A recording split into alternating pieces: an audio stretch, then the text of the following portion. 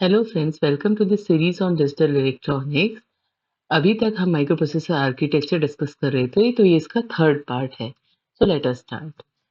अब हम डिस्कस करेंगे arithmetic and logic unit. Arithmetic and logic unit क्या होती है? जहाँ पर सारे अरिथमेटिक ऑपरेशंस जैसे कि एडिशन है, सब्ट्रैक्शन है, मल्टीप्लिकेशन, डिवीजन, ये सारे ऑपरेशंस परफॉर्म होते हैं। प्लस यहाँ पर लॉजिकल ऑपरेशंस भी परफॉर्म होते हैं। कैसे लॉजिकल ऑपरेशंस हैं? जैसे कि एंड है, और है, एक्सऑर है। ये आपने डिजिटल में पढ़े होंगे। और कॉम्प्लीमेंट या कंपेयर भी अगर हम करते हैं तो ये सारे लॉजिकल ऑपरेशंस भी अरिथमेटिक एंड लॉजिक यूनिट में ही परफॉर्म होते हैं। इसमें क्या होता है कि एक्यूमुलेटर भी आता है, टेम्परेरी रजिस्टर्स भी आते हैं, और अरिथमेटिक लॉजिक सर्किट्स भी आते हैं। फ्लैग्स भी हमने डिस्कस किए थे, ये भी अरिथमेटिक एंड लॉजिक यूनिट के अंदर ही इंक्लूड होते हैं। और जो हमारा फाइनल रिजल्ट होता है वो एक्यूमुलेटर के अंदर स्टोर होता है। जो फ्लैग रजिस्टर होता है वो सेट या रीसेट होता है according to the results of operation. Accumulator के अंदर जो रिजल्ट आता है उसके अकॉर्डिंग ही वो सेट या रीसेट होता है। फ्लैग रजिस्टर भी हम अपने प्रीवियस लेक्चर में डिस्कस कर चुके हैं डिटेल के अंदर। Next is timing and control unit. Timing and control unit क्या करती है? ये जनरेट करती है टाइमिंग सिग्नल्स, स्टेटस सिग्नल्स और कंट्रोल सिग्नल्स। अब ये सिग्नल्स किस लिए चाहिए? किसी भी इंस्ट्रक्शन के एग्जीक्यूशन के लिए ये सिग्नल्स बहुत ज़रूरी हैं for the execution of instruction. और दूसरा काम ये होता है कि जो मेमोरी और आईओ डिवाइसेस हैं, इनके प्रॉपर ऑपरेशन के लिए भी टाइमिंग एंड कंट्रोल यूनिट की ज़रूरत पड़ती है, क्योंकि ये status, control and timing signals को जनरेट करती है। इसकी डिटेल्स भी हम अभी समझेंगे कि कैसे यूज़ होता है। और एक और काम करती है टाइमिंग एंड कंट्रोल यूनिट। क्या करती है कि ये जो माइक्रो प्रोसेसिंग यूनिट है, एमपीयू, जिसको हम माइक्रो प्रोसेसिंग यूनिट बोलते हैं, और जो पेरिफेरल्स, पेरिफेरल्स का मतलब है जो एक्सटर्नल डिवाइसेस हम कनेक्ट करते हैं, उनके बीच में भी जो डेटा फ्लो करता है, या तो वो एमपीयू से पेरिफेरल्स पे जाएगा, पेरिफेरल्स से एमपीयू पे आएगा, उसको भी timing and control unit he control करती है। नेक्स्ट इज सिस्टम बस। अब सिस्टम बस क्या होता है? जैसे कि नाम से पता चलता है, बस का मतलब है जो किसी चीज के ट्रांसपोर्ट में यूज हो। तो यहाँ पर बसेस किस लिए यूज होंगी? ये डेटा और इंस्ट्रक्शंस के लिए यूज होंगी। तो बसेस होती क्या हैं? बसेस होती हैं ग्रुप ऑफ कम्युनिकेशन लाइंस। ये लाइंस होती हैं, या वायर्स कह सकते हो आपको, जो ट्रांसफर करती हैं इंफॉर्मेशन अलग अलग यूनिट्स में, माइक्रो प्रोसेसर की यूनिट्स में और पेरिफेरल्स में।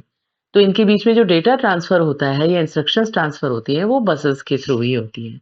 तो हम बसेस को देखते हैं। अब जो माइक्रो प्रोसेसर होते हैं, हम तो 8085 डिस्कस कर रहे हैं, लेकिन बाकी माइक्रो प्रोसेसर्स में भी 3 तरीके की बसेस होती हैं: एड्रेस बस, डेटा बस, कंट्रोल बस। सबसे पहले देखते हैं एड्रेस बस। एड्रेस बस में क्या होता है कि ये यूनिडायरेक्शनल है। यूनिडायरेक्शनल का मतलब है कि ये सिर्फ एक ही डायरेक्शन में डेटा को लेके जाती है। मतलब ये एड्रेस माइक्रो प्रोसेसर से बाकी डिवाइसेस में लेके जाती हैं। और ये 16 लाइंस की होती है। 16 मतलब लाइनें एक साथ मिलके एड्रेस बस बनाती हैं। और क्योंकि यूनिडायरेक्शनल है तो बिट्स एक ही डायरेक्शन में फ्लो करती हैं। कहाँ से फ्लो करती है? माइक्रो प्रोसेसर से पेरिफेरल डिवाइसेस पर। और क्योंकि ये 16 होती हैं, इसलिए हम एड्रेस लाइन से कितनी मेमोरी एड्रेस कर सकते हैं? 2 to the power 16। 2 to the power 16 को अगर आप कैलकुलेट करेंगे तो वो आएगा 65,536, तो जिसको हम कहते हैं 64 की। तो इतनी मेमोरी लोकेशंस का एड्रेस हम 16 एड्रेस लाइन से कर सकते हैं, जो कि 8085 के अंदर होती है। Next is data bus. Data बस क्या करती है? डेटा बस बाइनरी इंफॉर्मेशन को, मतलब हमारी जो इंस्ट्रक्शंस हैं या फिर डेटा है बाइनरी फॉर्म में, उसको वो ले जाती है माइक्रो प्रोसेसर से पेरिफेरल डिवाइसेस और मेमोरी के पास, या फिर पेरिफेरल डिवाइसेस से और मेमोरी से वो माइक्रो प्रोसेसर के पास लेकर आती हैं। तो इनको हम कहते हैं बाई डायरेक्शनल बसेस, क्योंकि ये दोनों साइड इंफॉर्मेशन कैरी करती हैं। और डेटा बस 8 बिट की होती है। जैसे हमारी एड्रेस बस 16 बिट की होती है, तो डेटा बस 8 बिट की होती है। Next is control bus. Control bus क्या होती है कि ये भी 8 बिट की होती है, लेकिन इसमें क्या होता है कि ये as individual lines, single lines carry करती है इंफॉर्मेशन को। डेटा बस और एड्रेस बस तो इकट्ठा काम करती है, मतलब एड्रेस बस जाएगा तो 16 बिट का एक साथ ही जाएगा। डेटा अगर जाएगा डेटा बस पे तो वो 8 बिट का एक साथ ही जाएगा। लेकिन कंट्रोल बस ऐसे काम नहीं करती है, वो इकट्ठा 8 बिट में भी काम कर सकती है या सिंगल बिट में भी काम कर सकती है। मतलब 8 सिग्नल्स भी जा सकते हैं अलग-अलग, 4 सिग्नल्स भी जा सकते हैं, 1 या 2 सिग्नल्स भी जा सकते हैं। तो ये कॉम्बिनेशन में काम नहीं करती है। इसलिए हम ये कह सकते हैं कि they are not group of lines like address and data bus. ये इंडिविजुअल लाइन्स हैं। माइक्रोप्रोसेसर जो भी कंट्रोल सिग्नल्स जनरेट करता है फॉर स्पेसिफिक ऑपरेशंस, वो सारे के सारे सिग्नल्स कंट्रोल बस कैरी करती है। इसको अभी हम और डिटेल में समझेंगे कि कैसे ये कंट्रोल करती हैं ऑपरेशन को। अब हम देखते हैं बस स्ट्रक्चर जो 8085 का है। अभी तक हमने डिस्कस किया है, अब हम इसको डायग्राम के फॉर्म में देखेंगे। तो देखिए ये है 8085 माइक्रोप्रोसेसर और हमारे पास एक्सटर्नल मेमोरी होती है, इनपुट डिवाइस होती है, आउटपुट डिवाइस होती है। तो सबसे पहला काम है एड्रेस बस का, जो एड्रेस बताती है। तो इस डायग्राम से आपको पता चलेगा कि देखिए एड्रेस बस जो है वो है यूनिडायरेक्शनल। माइक्रो प्रोसेसर से एड्रेस जा रहे हैं, चाहे वो मेमोरी का हो, इनपुट का हो या फिर आउटपुट का। Next is control bus. Control bus क्या करती है, वो कंट्रोल सिग्नल्स को लेके जाती है। तो मेमोरी को कोई सिग्नल देगी या इनपुट को देगी या आउटपुट को देगी। तो ये भी एक ही डायरेक्शन में फ्लो कर रहा है, it is unidirectional. Then comes data bus. Data bus के अंदर आप देखिए डेटा बस बाई डायरेक्शनल है, एरोस से आपको पता चल रहा होगा। मेमोरी के अंदर देखिए मेमोरी से भी डेटा आता है माइक्रो प्रोसेसर के पास और माइक्रो प्रोसेसर से भी जाता है मेमोरी के पास।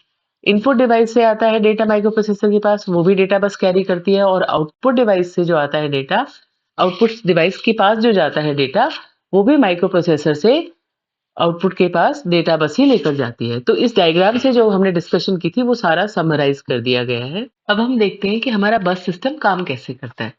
इसको हम डायग्राम की हेल्प से समझेंगे। तो ये है 8085 माइक्रो प्रोसेसर और ये है मेमोरी।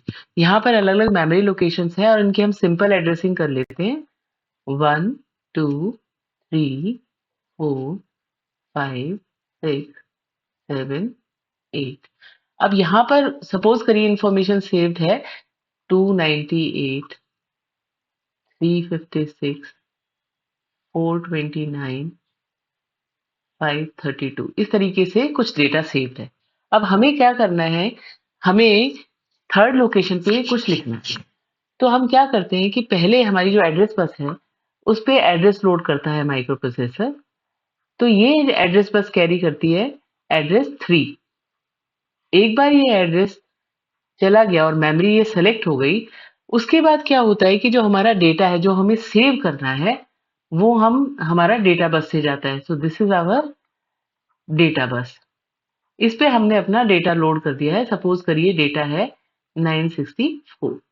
लेकिन माइक्रो प्रोसेसर को कैसे पता चलेगा कि ये डेटा हमें लिखना है? उसके लिए क्या होता है कि यहाँ पर कंट्रोल सिग्नल जनरेट किया जाता है।